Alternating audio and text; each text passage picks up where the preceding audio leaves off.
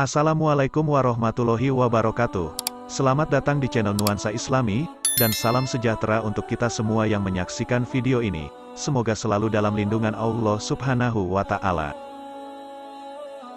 Pada masa Rasulullah Shallallahu Alaihi Wasallam, terdapat seorang sahabat bernama Abu Dujanah radhiyallahu anhu. Setiap usai menjalankan ibadah salat berjamaah subuh bersama baginda Nabi, Abu Dujanah selalu tidak sabar. Ia terburu-buru pulang tanpa menunggu pembacaan doa yang dipanjatkan Rasulullah. Pada satu kesempatan, Rasulullah Shallallahu Alaihi Wasallam mencoba meminta klarifikasi pada sahabatnya tersebut. Apakah engkau ini tidak punya permintaan yang perlu engkau sampaikan pada Allah Subhanahu wa Ta'ala, sehingga engkau tidak pernah menungguku selesai berdoa? Kenapa engkau buru-buru pulang begitu? Ada apa? Tanya Rasulullah. Abu Dujanah radhiyallahu anhu menjawab, Ya Rasulullah, aku punya satu alasan. Apa alasanmu? Coba kamu utarakan. Perintah baginda Nabi Shallallahu Alaihi Wasallam.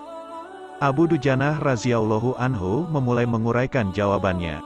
Rumah kami berdampingan persis dengan rumah seorang laki-laki. Di atas pekarangan rumah milik tetangga kami ini, terdapat satu pohon kurma menjulang, dahannya menjuntai ke rumah kami. Setiap kali ada angin bertiup di malam hari, kurma-kurma tetanggaku tersebut saling berjatuhan, mendarat di rumah kami. Ya Rasulullah, kami keluarga orang yang tak berpunya. Anakku sering kelaparan, kurang makan. Saat anak-anak kami bangun, apapun yang didapat, mereka makan. Oleh karena itu, setelah selesai salat, kami bergegas segera pulang sebelum anak-anak kami tersebut terbangun dari tidurnya. Kami kumpulkan kurma-kurma milik tetangga kami tersebut yang berceceran di rumah, lalu kami haturkan kepada pemiliknya. Satu saat, kami agak terlambat pulang. Ada anakku yang sudah terlanjur makan kurma hasil temuan. Mata kepala saya sendiri menyaksikan, tampak ia sedang mengunyah kurma basah di dalam mulutnya. Ia habis memungut kurma yang telah jatuh di rumah kami semalam. Mengetahui itu, lalu jari-jari tangan kami masukkan ke mulut anakku itu. Kami keluarkan apapun yang ada di sana. Kami katakan, Nak, janganlah kau permalukan ayahmu ini di akhirat kelak. Anakku menangis. Kedua pasang kelopak matanya mengalirkan air karena sangat kelaparan. Wahai baginda Nabi, kami katakan kembali kepada anakku itu. Hingga nyawamu lepas pun, aku tidak akan rela meninggalkan harta haram dalam perutmu. Seluruh isi perut yang haram itu, akan aku keluarkan dan akan aku kembalikan bersama kurma-kurma yang lain kepada pemiliknya yang berhak. Pandangan mata Rasulullah Shallallahu Alaihi Wasallam sontak berkaca-kaca. Lalu butiran air mata mulianya berderai begitu deras. Baginda Rasulullah Muhammad Shallallahu Alaihi Wasallam mencoba mencari tahu siapa sebenarnya pemilik pohon kurma yang dimaksud Abu Dujanah dalam kisah yang ia sampaikan di atas. Abu Dujanah radhiyallahu anhu pun kemudian menjelaskan, pohon kurma tersebut adalah milik seorang laki-laki munafik. Tanpa basa-basi, baginda Nabi Shallallahu Alaihi Wasallam mengundang pemilik pohon kurma. Rasul Shallallahu Alaihi Wasallam lalu mengatakan, Bisakah tidak jika aku minta kamu menjual pohon kurma yang kamu miliki itu? Aku akan membelinya dengan 10 kali lipat dari pohon kurma itu sendiri.